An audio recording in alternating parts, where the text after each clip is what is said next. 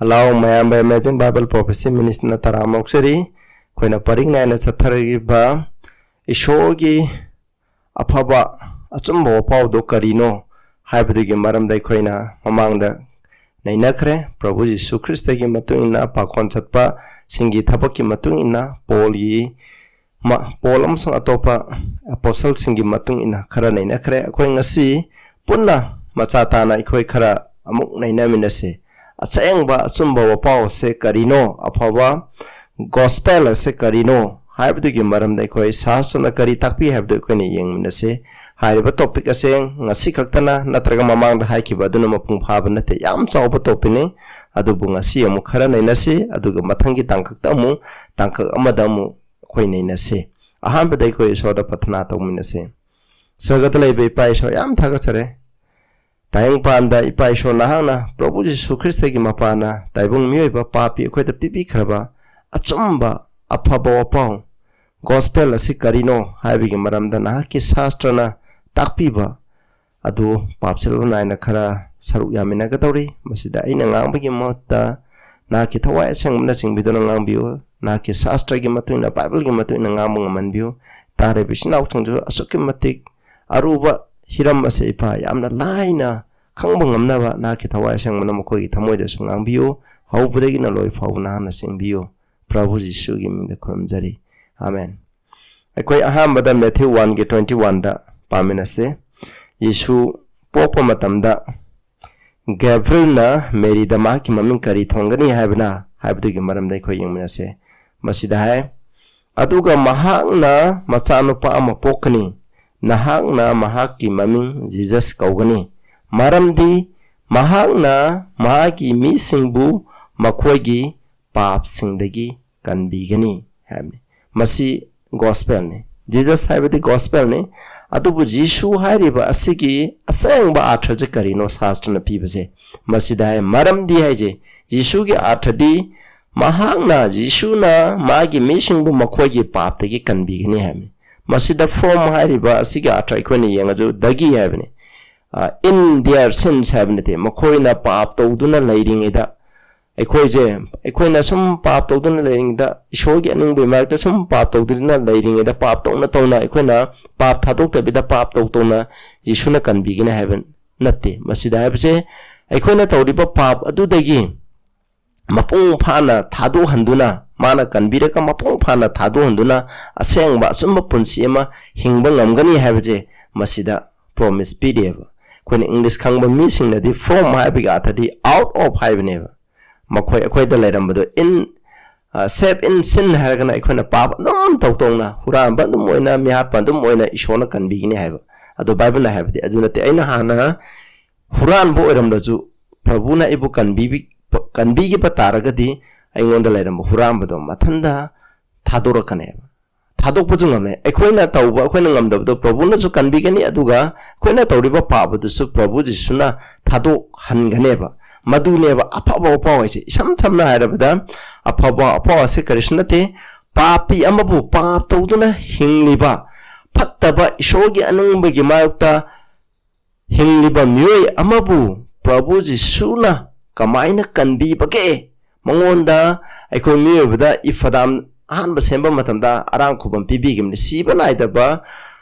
oina makhoi sembibani pap tawbadagi siba naire aikoi siba naire hairiba ikoida bibi khiba ran khubamado pap tawduna mangkhrabado amuk Jesu Krista gi mapana amuk taiba mioiba papi oiraba ikoida madu matau karamna phangangadage haina Bible na takpiriba madu gospel ne masigi thabukche pangthoni ngai damak Jesuna tayang panda pokpatai Jesuna tay amuk siba tai aikoigi pap ki dandi khudimu puraga siba tai amu hingat patai amu ani shubalak patai haiba mari se asigi manungda ama hek tawdabda aikoi miyebse kanbanga moiba siraga hinkatra ba khoida arang khubam leite ani shuba amuk laktraga laaga aikoji amuk magi sargada laimina ba long banaidana laimina na ba pudraga de khoida arang khubam leiteba masineba adubu khwaidi gi maru oibadi pudringagi mamangda aikoije ishona kamaina kanbiba relation maga afaba mari kamaina lei ekona tawriba papsing adudagi kamaina thadokpi kamaina sumanbi kamaina khoje dharam papi oibo khoje kamaina dharam chenba oheli habdo maduneba aphabo pawai bse madugi maramda khoine yengminasi khoine aina mamangda su khara haijekre adu amu hanna khoi samdamda amu yengminasi ko khara tentangna khoi miwe bse kamaina chumhanbibra haibse asigi maram chumhanbiba haibdi kanbiba natraga khoje karamna dharam chenba ohenbra haibse masigi maramda yengche Romeo 3 ge 20 amasung 28 yamna mayek sengna ikhre madudi maram aduna wayanga thanga pigi mapana kana busu iso gimyeng da chumhanbiroi maram di wayanga thangi bapmada pap khanglai hami ai khoi mioi baje chumhanbiba ara khubam pibiba dharma chenba ohenba haibse ai khoi na wayanga thanga pigi mapana nateba wayanga thanga haibsida ten commandment yauri ceremonial law yauri ate meham amsu yauri ado ayamba protestants number sibu punna satuk tarahumdoi wayanga thang satuk tarahumdoi haibdi hi Jehudi ki makhoi purohit singna Bible moina Torah yengaga Torah adu matingna punam lo singna pulap subsal laga kya yaw kya hena makhoi na sembane satuk taram do aina satuk taram do jigi maramda mamang do samon thaga karamne satuk taram do jigi maramda ambaje masida satuk taram do haraga ju masigi saruk ahum topagi ani khara hena ya thang tara gi maramda ngakta sandukna takpa ngakta neba maduga mari le neba aduna ya thang ngakpana koina ten commandment ngakpana ya thang ngakpana circumcised tobuna ikhoi ji chumhanbiba nate ikhoi bukanbiba nate habni yam eksenge masida 28 ju maram dini gi mi di wanda thangi thabak yaudana thajabagi mapana chumhanbi haiba ikhoina khangi ikhoi bu chumhanbiba se kana thajabagi mapana kanada Jesu Christ da thajabagi mapana chumhanbibi masine ikhoi yumpham aran khubam papi amana matau karamna aran khubam phangadage habagi anba maroi ba yumpham di aikogi foundation di thajabagi mapana Jesu da thajabagi mapana wanda thang haiba inbagi mapana tabida ikoi bu chumhanbi haibase masine adu khoni yindi ko anakona Galatians 2 ge 16:21 Galatians 3 ge 10 to 13 nakona paro masigi idea jam chamana hai wanda thanga pigi thabak singi mapana ikoi je chumhanbiba nate habse pol ek sengna haikre masida kanana sukaniya lete ikoi na sukaniya lete advantage obe ko na zukakte masi amna chumbu waphamne masi jumphamne habse masine aduga justify natraga justification haribo waheze masigi atra ikoi yenge Hebrew Greek ki londa masida haribse Hebrew ju masiga atra hape mana ene yengbo matamda ikoina masida harije kaino free just or innocent haibne haidi aikoje mara laite aikoje chumni haina utpado madubuneba free ning tamanba justify chumhanbiba haina be righteous dharma chenba ohenba haibne masi KJV da sumainasne justify na hairagana chumhanbiba hairagana kuntha tarela be free ning tamanba hairagana amurak be righteous dharma chenba hairagana amurak sineba justifier hagna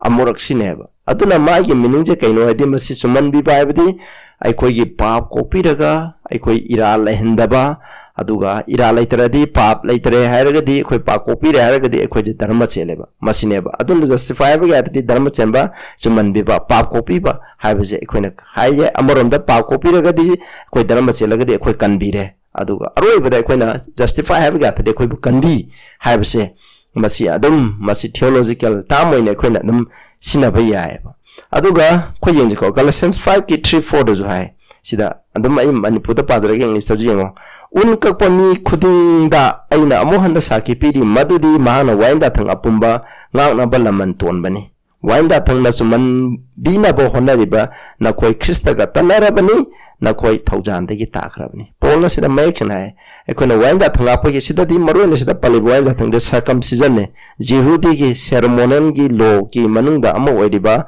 circumcision ne adubu pulap oina haira circumcision orju ten commandment hairagasu ten commandment ngapna ikoibusu manaba honaraba haidi ten commandment ngapagi mapana papi amabu arang khubam phangi haina honaba taragadi aikoije lo yathang punamak se ngakpa darkala ceremonial law ate lairi bu kujam Jehudi singi aikoina Moses na imba lairi nga da piriba law do Pentateuch ta irambdo Torah haina ga khanglabdo madu khuding na aikoina inbagi mathau tae na masida haireba sinausa ado masina haibani ko adubu sigi matang sida di maroina context ekoni yangagadi circumcision ni habne ado tari ekoina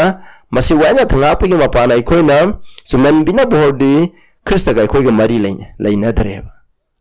koi tanare habne na koi thaujan dagi takhrabani habne maramdi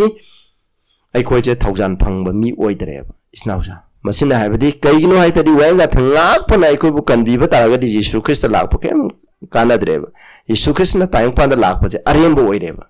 adu wisnausa wanya thana kanbiba miyoiba je kanbiba ngamlam taragadi Yesu Krista laoi adu itadi Yesu Krista lakpa haibse thaujan haibneba hairiba thaujan aduna ekhoibu kanbibane Yesu na ekhoibu kanbibane wanya thana ekhoibu kanbiba nate wanya thanga phagi mapana ekhoi kanbiba nate Yesu Krista na kanbibani haibjineba ekhoigi thajabagi yumfamdi Yesu Krista ni kamaina Yesu Krista na ekhoibu kanbi mangona thajabagi mapana ekhoi kanbibaneba omo yengko thaujan gi mapana chumhanbiba haibje ekhoi yengbatai ekhona thajab mapana chumhanbi hai thaujan gi mapana su chumhanbi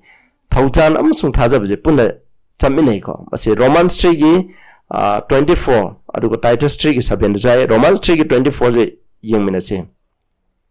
aikoi mahaki Krista da laiba handok piba adugi mapana mahaki thaujana ningtamna maningtamna sumanbi habne aikoi je kanada Yesu Krista da laiba handok piba adugi matengna mahaki thaujana aikoi bu kanbi habne ngasai thajabagi mapana kanbi hai magi thaujan gi mapana ko kone Yesu da thajaba asengbadi thajabaduna thaujan porokpa nate thajabadagi mapana thaujan phangmane asengbadi Yesu na lakpa je thaujan ne thaujan hebadi ekoi mebna tawbu ngamdabda ishona tawbibado madu thaujan ne ekona tawbu ngamaba thaujan nate masi ekona thaujan habi khangadaba Yesu na ekoi bukan bibani Yesu gi thaujan ekoi bukan bibani habi ekona kawgumje ekoi bukan biba habi sineba ena mamangda su pagre Ephesians 2 gi 8 to 10 masi padana mamangda su ena ina kre masi paragumjeba thaujan thajabagi mapana thaujana ekhoibu kanbi haibje masineba khoibu kanbi ba matamda thajaba amsung thaujan je yaudaba yadeba ado thajabana thaujan je phangan baneba ekhoina Acts 15 gi 11 da ekhoina paraga su amuk khanganeba adudi paragum sin khoi pabiro hena reference khangngai dam amuk Galatians 2 gi 21 da haise sida hai ko aina isogi thaujana du arembo ohende maramdi wanda thanga pagi mapana dharma sembo oiram labadi Krista di aremba da sire haje yam ayek chenge sida aikoi je kanbi je thaujangi mapana ni wanda thanga puna ten kama meng akpna ceremony lo meam do akpna khoi bu kanbi bo ita ri Yesu Krista cross sibiri je aremba ne ba kana da bane ba masina ikoi da kana ba kare su pi dreba adubu adunate aikoi na wanda thang phana nga agasu aikoi kanbi ba ngamde ba aduna Yesu Krista na cross sibi ba se masi kaktagi mapana khoi bukan bi baneba ekona pugadaba dandi khudumukto Yesu Krista da pigra baneba aduga loina na apabo paw asilakpada ekona nahan mamang do sai nakre shakti edu lai kana adagi Yesu dagi shakti edu lai haiba shakti asinga ka loina na dharma sembadu lai kana gi dharma cham Prabhu Yesu Krista gi dharma sembadu kana da pi papi khoida masineba mawona thajaba mi aduda mawona sangakra thajaba mi aduda ipa ishona ekhoigi dharma semba yengde kana gi dharma semba yengi Prabhu Yesu Krista gi dharma semba do yengeba aduga ekhoiju mu oihanbi habane sida harese yamai change aduga Romans 11 gi 5-6 da khona ishona thaujangi mapana khandok pole mobumi khara lei habse tang pa na bi khudum ro na khandok ponate adubu ishogi thaujangi mapana khandok pon mi kangnu khara lei habisne ekhoiju adugu mi adugu manunda sang sanna ba khoi kana honase adudi ekhoi mathang da mu question hangji ko asmaina ekhoi na haigra ekhoi thaujan gi mapana wanda thang apagi mapana suman bide kobu thaujan gi mapana thajapagi mapana ekhoi bu suman bi haibaje ekhoi na tambi khare adudi ekhoi na mu hangba yai makata na wanda thang apagi darkha laitrabra Christian oragadi masi ngawoi dabra haibaje ekhoi na hangba yai hanggadabne masi jo hairiba sida ekhoi na ekta loiba yade adudi ekhoi long actor yare haibde ekhoi na yade sida yengji ko thaujan se karamna phangbra se Romeo 1 gi 5 dai mahaki mingi marangi damak jat punamakta thajabagi haiba inba du oiragnaba mahaki mapana ikoina thaujan amusum pa concert pagi phangjare hane ikoina thaujan je kamai phangi pa concert pagi je khara thaido kharje ko papi ikoina thaujan je kamai khangi haiba matam jishne thasaba ko jat punamakta thajabagi haiba inba haiba obedience of faith haiba ne Jati Kudumta Thajabagi Havenba. I coina Yeshuda Thazagare, Aduga, hide a Thazaba, Aduna, hide in the forever. Yeshuda Thazabasina hide in the forever. Hide in the Asina, a Sigimapana, Quida Tozana Silay. Snausa, Thazabagi hide in Begimapana, I coina Tozan Pongmaneva. Hide in Bayaudra Tozan Pongeva. Thajabagi hide in Yaudavne, Masiam action go, Masiakona can't payadi, Equina. Tozana is soon across a city create on the Mipun the Tozanja Pangaliana, Hybrid, the Mipun the free game, Adu loud of a mina de Pangwave. Nang a loud of a Pangwave. Kamai Logani Habermat and the Masi, Taza Pigimapana. Taza Pado Equinazi should have Tazagadi, Hybe la Caneva. Taza Haraga Hybe in the Aji should have Taza Yaraga mi Haleva. Aji should have Taza Haraga, Ju Taga Auduna, Nupianga and the current Taleva. Aji should have Taza Dave. Aji should have Tazagadi. Jishuna Hive la Caneva, Madunica, Adugumba, Hive in Badugimapana, Hide about Tozande, quite a pangmane. When a cowgum Simasima. Aduga Romans 5 Paminase. I coin a lepsa river Tozan Asida. Thajabana Mahaki Mapana, Sanga Pampangare. Amasung Ishogi Matimangan, Adu Pangani Haina Asa, Tobo Maramna, Hausa Rauzayan. Masi Hide ba Ekogi, Tozan Ase. Kamaina Pangi have the Thajabagi Mapana Pangmane. You should have Thajabim Pana Tozan Pangmane. You should have Thajabim Panamonasi and a later one time that you should not quit a Tozan Pirapane. Adune, when a Thajabim Pana Tozan Pangaze, Tozan you should take a gun lapaneva.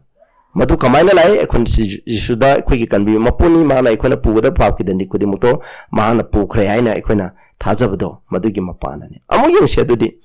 Tozana Papi, quick the Makari, Karikari, Tobung Bra. I when the Jisuki Tozan Pange, Aditari, Masina quit a cariton, Bungamiabzi. Tozan have a say, when a cow deva, Amadi, Tozan have a say, I quite Taibung Muipa Papi, Amana, Toba Swam the door. Shon the Tohanba. Shogi Mapana, Taibung Muipa Tobum the Badubu, Shogi Pangal, Shogi Mapana, Matinga Luina, Equina Pang Topung Ambro, Madu Tozan Coever.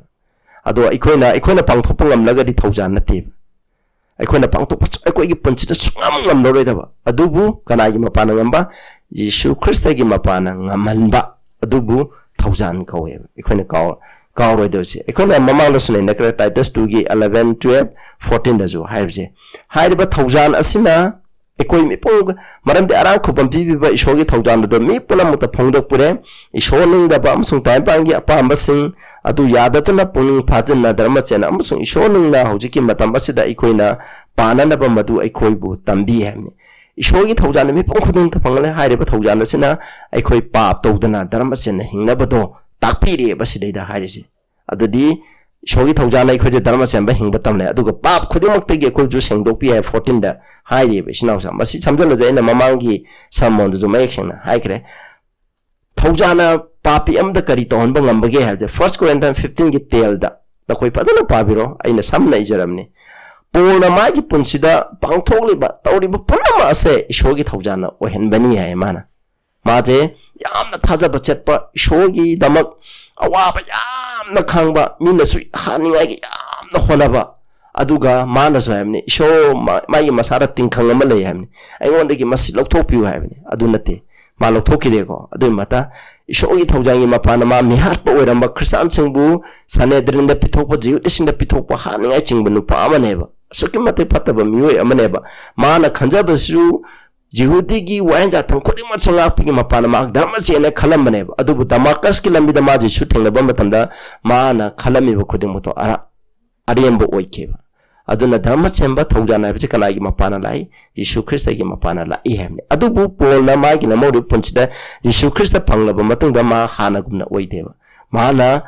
Yeshugi Matun the mission Paraga Halan by the Mata Deva. Adugi Matama Yam in Tapayam Nakam Kanba, Wasukimati Shona Haibe inba, Mishamo with a Kieva, Masiko, Masini.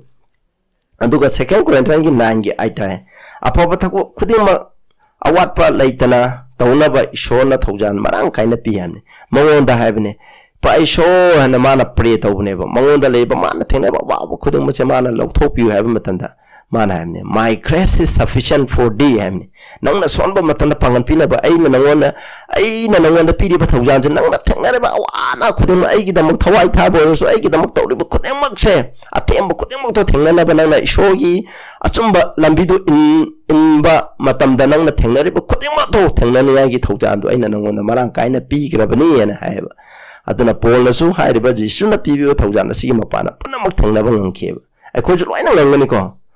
Karao misna hai thaujan phangaga khoi haibe loina haibe thaujan gi mapana khoi loi haibe in manga makani thaujan phangdiba mising ne haibe indiba mising je thaujan phangdaba mising ne aikhoina kawgum se Hebrew 4 gi section da jo aikhoina isogi manungsigi thaujan gi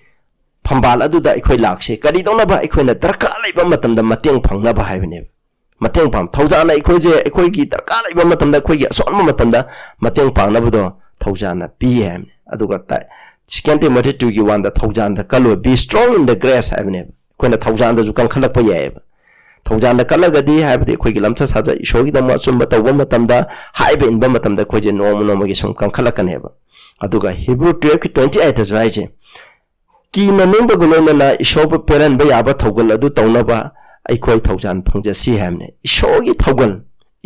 thogal adi isob nungba isogi lining isogi damak seba tawba laita la kya da mateng panai thabak thoram kuding makta aikoina tawba ngamningai gi damako isogi thaujan phangdi hamne isogi thaujan la loina ma khoi ton bangame aphaba mi wen bangame aphaba thabak kuduma isogi thaujan gi mapana ton bangami haina masida mayek sangna pireba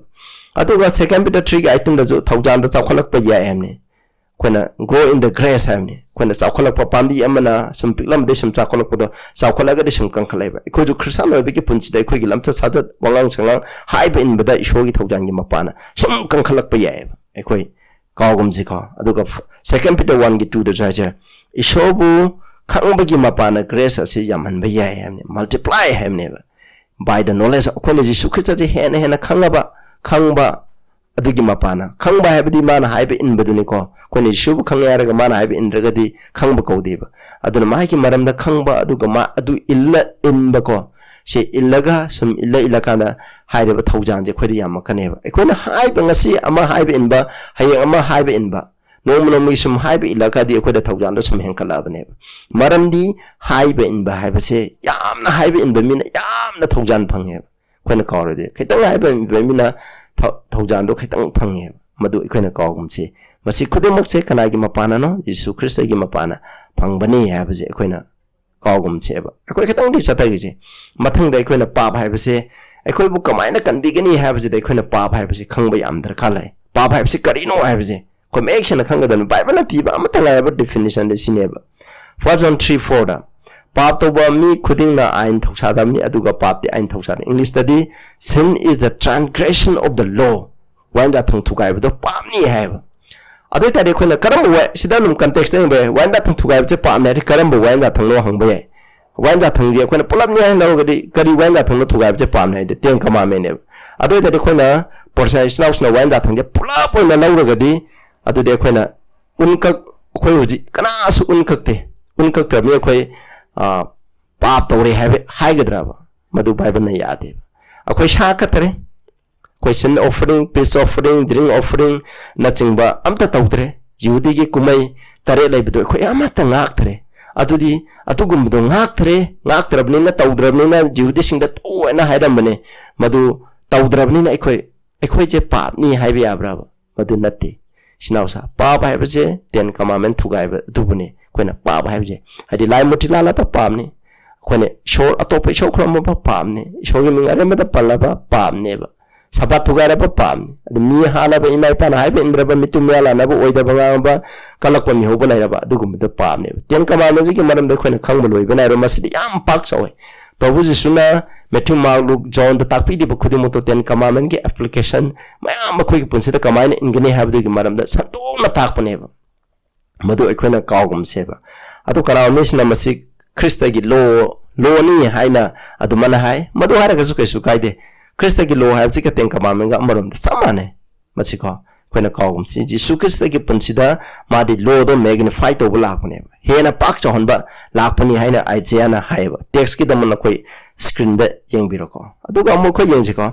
adudi thajabagi mapana ikhoina wainda thang asi mangan ba yabra hamne khoina pa bhai se karino wainda thang thugai bani adudi amu thajab ikhoina ngasai thajabagi mapana thojana ikhoi kanbi khre haire adoi tadi madu kanbi khrabni ni shunu kanbi khrabni na ikhoi je amu wainda thang je thugai ba yarabra haibani ikhoi snausa adu matamda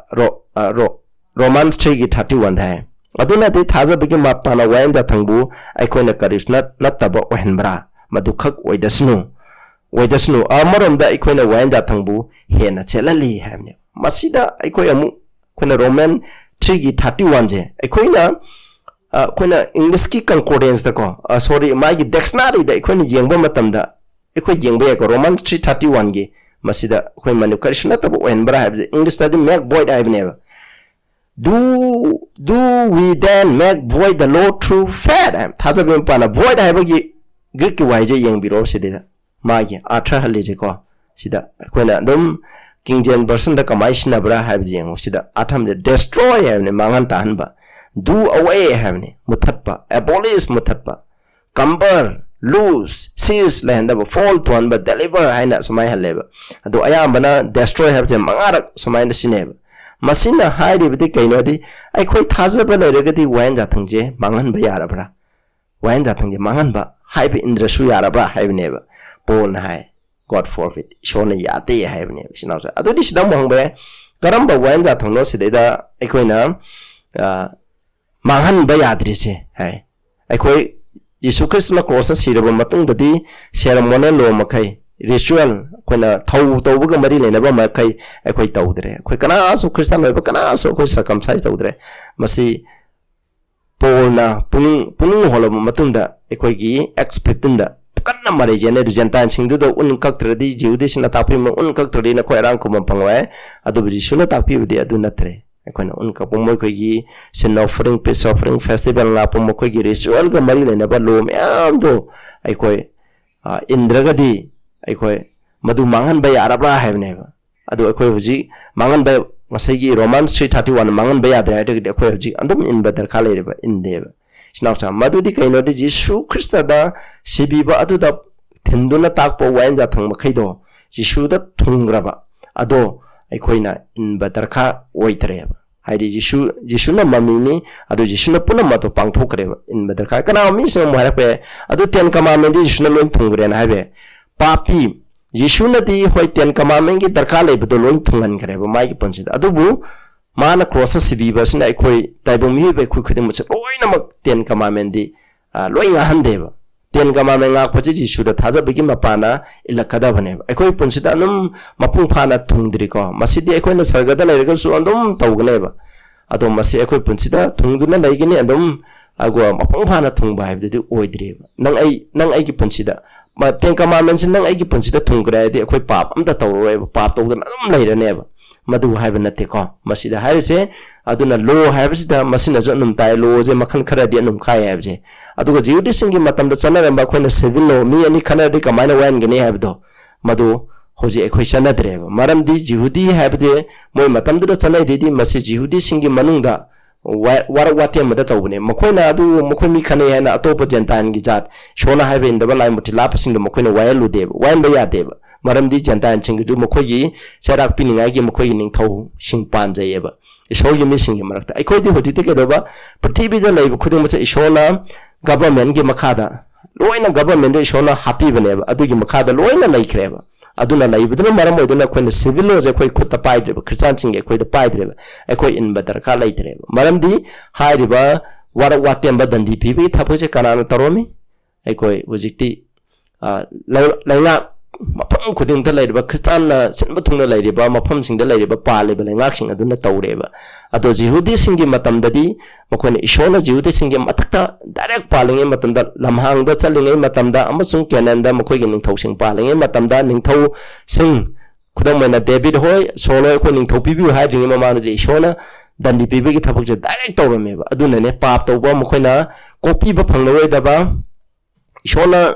clause of probation loirba makhoi ne ishona sangja bagi matam pibi khaba loi khaba adu powder puning ngdrba missing ado thaini mamang nung thara pa khangde ishona dandi do khuda da pirameba maram di theocracy gi matam matamne ishona mokhogi mathada direct parliament adugi matam mokhoina ningthau bibiu habli ningthau mo singreba adugi matam degi warak pagi thabuk che kanana tawkre ningthau na tawkre hojikti amuk ningthau pandre khoigi thakta kanana lenga na pan khreba adunda civil law je ekhoina inba mathau oidreba maramdi ekhoi government singi makhada pan khreba adu hayang mokhoina ishorgi makhada palagdi ishorgi matungna laikhraneba adugumba singa ekhoina inba darka laitreba isnausa aduna ekhoina christian singi punsida lo khudi muche samine haraga jo ekhoina atai lo sing du lo na jisu krishna sibida pukre jisu krishna da thenda takpane ritual ga mari lena circumcision ha bisu karino ai tadi aikoi jisu krishna gi thaujan gi mapana jisu krishna gi apabo pau gi mapana aikoi je anauba thamoi ama hongdok pigani koi anauba punsi mahing ama hingani habdu da thinduna takpane ba hari bu kudu mukto loina thungneba ayamana isnausa aduna masi kaidore koine inbagi darka laite ba adu ten commandment di kaidoba koina polna habigi matuna masi koina manghan ba ya abraham ne koi inda ba ya abraham ne ya de na polna action na haideba akoi mathangda mu akoi khara yengmane ko koi thajabje lairaga koi thajabje na kari tawli adugo waimda thang ga Thajabaka kari mari lene gospel ga yathang kari mari lene gospel ga aikhoina pap ka mari lene habdu gi maramda aikhoina yengseba khoina uji hai khrabnina aikhoina thaujan dam phangai pap tawsra haiba matamda ju ishona yade amni khoina thajaba ado aikhoi thajabim pan aikhoi chuman bi khraba maramna aikhoi amu pap tawsra haiba matamda aikhoi ishona yade haibneba sida haje Romeo 3:31 akhoi makhada matang gida mu akhoi thengnarsing asigi de matang asida loisalage tapiriba mayam khode mukta ishona bopibu anobu miro gidi channel asu subscribe to view aduga any nakhoi comment view maru mapangsin da share to view aseng ba chumbo pause in ba mi khatang bo akhoi na kanbi ba phangani haibasine patna tamna se sagada lebe pa yam thaga chare akhoi na matau karam na papi akhoi bu chuman bi bage haibasi gi maram da khoi tangare punam Thajabi mapana Jisu Krista na pibi ba thaujan adugi mapana koi suman bi bani haibai khoi tam khare adu buji suna suman bi krabam pum khodi ma se mahana pi ba thaujan gi matungina khoi Jisu na haibe in ba misaksing oide e haibase masim masu khoi tam khare tam khrab khodi mai khoi phajana induna satpang man biu ai khoi na kin thola ba sang ba misak habdu hen biu Prabhu Jisu gi mi da khorum jari amen